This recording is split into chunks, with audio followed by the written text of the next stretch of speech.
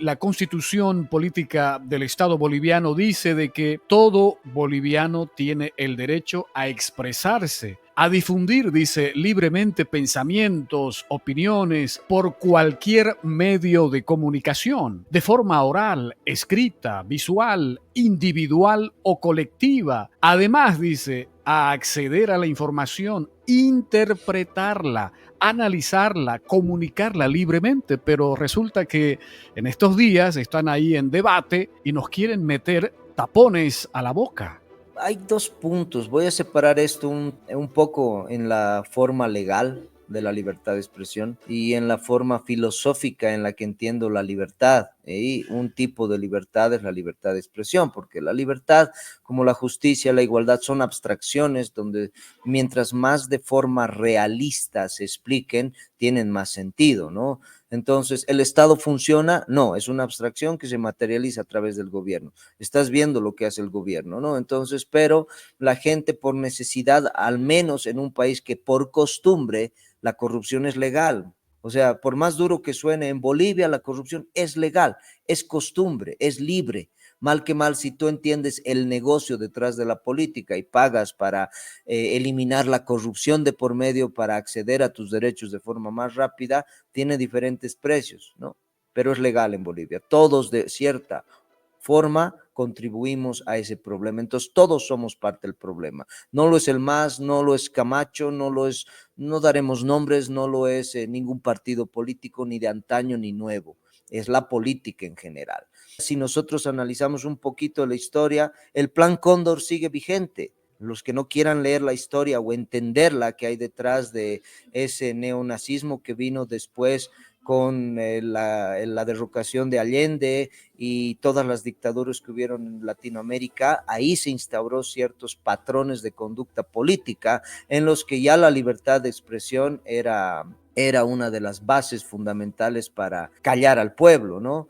En Bolivia, pero hay un fenómeno y es bien difícil callar al pueblo. Pero sin embargo, y el otro punto del que te hablaba es que la libertad de expresión no debería ser para cualquiera. Uno, porque tienes que tener un poco de racionalismo a partir de los conceptos que tú puedes comprender y tratar de analizar, como tú dices, porque los conceptos son científicos, analizar, ordenar muchos de los datos y cuestiones que te ayudan a construir otra idea y poderla transmitir. Pero la gente está mal acostumbrada por ese neorracionalismo radical de repetir conceptos que no entiende. Simplemente se memoriza algo porque es lo mismo el resultado de la educación, se memoriza algo y lo repite tal como tal sin tomarse la molestia de estudiarlo o comprenderlo. Entonces, esa libertad de expresión es simplemente una terapia. La gente va a gritar para desestresarse toda la mierda que lleva adentro para sacarla de una u otra manera, pero realmente no está contribuyendo. Entonces, no es libertad de expresión porque no estamos construyendo nada a través de esos conceptos. Simplemente salen ahí idiotas, idiotas con el ego tan elevado que no se dan cuenta o no les importa si están hablando huevadas o no, ¿me entiendes? Entonces no tiene sentido esa libertad de expresión porque simplemente repiten tonterías. Hablan y defienden posturas dependiendo a lo que ellos creen que es bueno para todos y no hay una fórmula para todos. No nos vas a volver cristianos a todos, no nos vas a volver católicos a todos, no nos vas a volver de derecha a todos, no nos vas a volver socialistas a todos. Entonces esa libertad de expresión son simplemente las limitaciones que expresa cada persona por una falta de esfuerzo en comprender un poquito más la realidad, las leyes mismas. Por el otro lado, esa libertad de expresión se está perdiendo por una dictadura civil, que es el concepto que siempre manejo, y yo sé que tú lo recuerdas, porque si todas las leyes se aprueban por decreto supremo, y tú sabes cuántos decretos se han impreso durante estos 20 años, quisiera que veas un poco la aberración de confusiones que existe entre la institución pública, ¿no? Entre el poder constituido y el poder constituyente, ¿no? Un poder constituyente que le pertenece al pueblo, entre comillas, y un poder constituido que está ligado por esa dictadura civil, que básicamente es gobernar mediante el poder ejecutivo sin que tenga mucho sentido el poder legislativo porque está comprado, y lo mismo el parlamento, ¿no? Que simplemente son las ratas de turno que manejan todos derechos reales por circunscripciones y lo que hacen es traficar tierras, traficar bienes y crear una corrupción que es tremenda en general. ¿No? Y esto no es de tentar contra el poder actual, siempre ha funcionado igual. ¿Qué libertad de expresión podemos nosotros rescatar de ahí? A ver, dime. Sí, me refería a que justamente que cuando tú dices, cuando uno habla, como hoy lo estamos haciendo a través de las plataformas digitales, cuando decimos realidades, voy a hablar de realidades, de hechos, eso molesta al sistema. Y ahí viene el hecho de que se ponen tapones, yo decía, para no dejarnos hablar y decir realidades. El sistema no te deja. Por eso es que a veces hasta tratamos de hablar en código aquí, porque si no, nos tumban la transmisión. Por supuesto, pero el sistema también funciona. Te doy un claro ejemplo. Hay gente que adora su trabajito de 8 horas y se siente útil como funcionario público. Hay gente que hace bien su trabajo. Hay gente que es incapaz de emprender. Hay gente que es incapaz de levantarse temprano. Hay gente que con su sueño americano y creyendo que porque tiene un auto del año, porque tiene una casita o un terrenito, es feliz. Entonces, hay muchos sentidos en los que el sistema funciona, ha conquistado, en muchos sentidos es humilde, ¿no? Evidentemente los que renegamos somos porque vemos el destrozo o el desmembramiento de sociedades en vías del desarrollo cuya clasificación no tiene ningún sentido, porque somos los países en vías del desarrollo casualmente como África, Medio Oriente y Latinoamérica, que tenemos más riqueza que el primer mundo, que los países desarrollados. Pero, ¿qué hacemos, no? Entonces, por eso nos conviene que callemos a las personas, porque se van a dar cuenta que le quitamos todos sus recursos naturales, que pensamos que son animales, ¿no? El peligro, por ejemplo, de Milei aquí acerca, abriéndose a los sionistas, no a los judíos ni al pueblo hebreo, sino a los sionistas, el peligro más grande del mundo que existe, lo estamos viendo con el genocidio Palestina-Israel. Es una locura que creamos, o mucha gente crea, que Milei es un salvador con la boquita y la carita que tiene de demonio, ¿no? O sea, no hace falta ser un genio para darse cuenta, si tienes 2 dedos de frente, de que Milei es un perturbado, es una persona fanática y además es una persona que puede vender su alma al sionismo o hacer lo que sea por dinero, ¿no? Ese es el concepto simbólico detrás de vender tu alma al diablo. Y eso es lo que está pasando un poquito en los gobiernos de Latinoamérica, ¿no? Incluido Bolivia. ¿Quién maneja un poco la política detrás de Bolivia, no? Soros. Hay un nombre por ahí, hay otras transnacionales que manejan este tipo de cobertura para que hagan política de derecha e izquierda, mientras otros están riendo del show que suceden en los medios de comunicación mundial. Algunos darán una información un poco más objetiva, otros no, pero esa es la realidad, ¿no? El tema es bastante amplio, Oliver, y lo vamos a seguir dialogando aquí en estos espacios y vamos a esperar en el chat que escriban.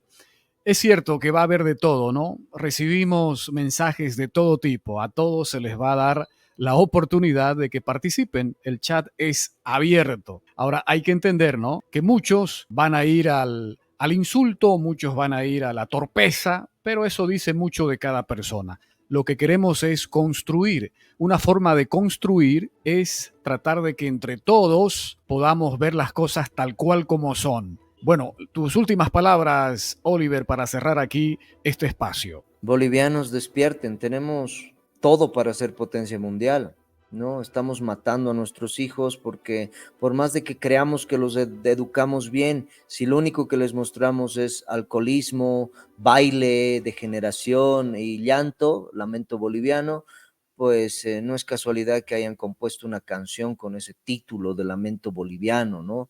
Tenemos víctimas y el otro día escuchaba, mira, se me fue el nombre, a un profesor negro, no me acuerdo si era de Nigeria, que les decía, De aquí hay que desesclavizarnos. Tenemos que sacar el esclavismo de la cabeza, de acá. De acá es donde somos esclavos, los latinos, los conquistados, los indígenas, los negros. Tenemos que liberarnos de esa falacia de sentirnos que somos menos o más porque somos latinos y dejar de ser tan alienados, es el otro extremo de ciertas clases que creen que son de sangre azul o que realmente responden a una sangre colonial y estupideces como estas, ¿no? Tenemos que liberarnos porque si nosotros analizamos ahorita un poquito los contextos de las potencias mundiales, la gente de las potencias mundiales ya no piensa como sus gobernantes hace muchos años.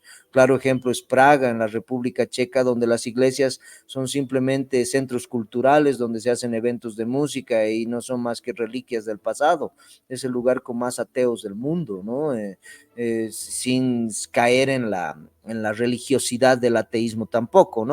Simplemente hablando donde que ateísmo es no creer en esa idea de Dios que nos han contado de manera religiosa. Dios es más el Dios de Spinoza, el Dios de Giordano Bruno, creo que es un Dios muy pequeño el que tienen muchos sectores religiosos, ¿no? Entonces, despertar es un paso fundamental de liberarse un poco de los radicales conceptuales, liberarse un poco de las definiciones fanáticas, liberarse un poco de la libertad de pensamiento sin pensamiento crítico, de la fe irreflexiva, ¿no? Etcétera, etcétera, etcétera.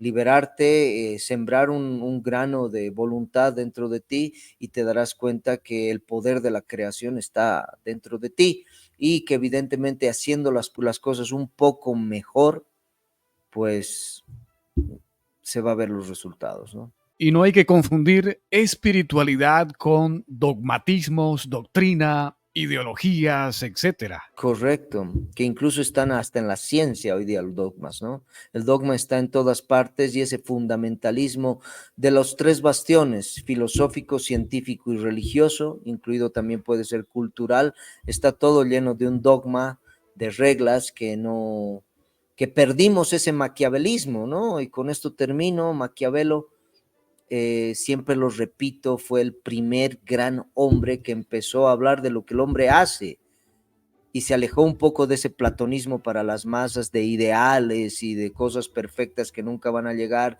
de utopías, ¿no? Y el claro ejemplo también es que la distopía de George Orwell hoy en día es una realidad, es una utopía que está dándose a la luz. ¿Qué está pasando, no? Entonces, si tú entiendes que Gran Hermano es una realidad hoy, ¿qué hacemos? ¿Seguimos igual? ¿Vamos a despertar? Ahora, lastimosamente, la gente no va a despertar. Son pocos, ¿no? Hay que rebelarse contra esta granja humana, diría yo. Bueno, cerramos aquí, nos despedimos. Nos despedimos. Les mando un abrazo y espero sus preguntas con contenido, siempre tratando de advertir que no voy a caer en preguntas ni insultos. Yo sé perfectamente quién soy, no me voy a tomar nada personal, no voy a hacer suposiciones y evidentemente esto es un canal que va a buscar una corriente de personas que naden hacia el mismo lugar, que entiendan que el destino no es al final de nada, es el mismo camino, es el mismo presente y nada más, ¿no? Y poco a poco construir a través del hoy un mañana mejor.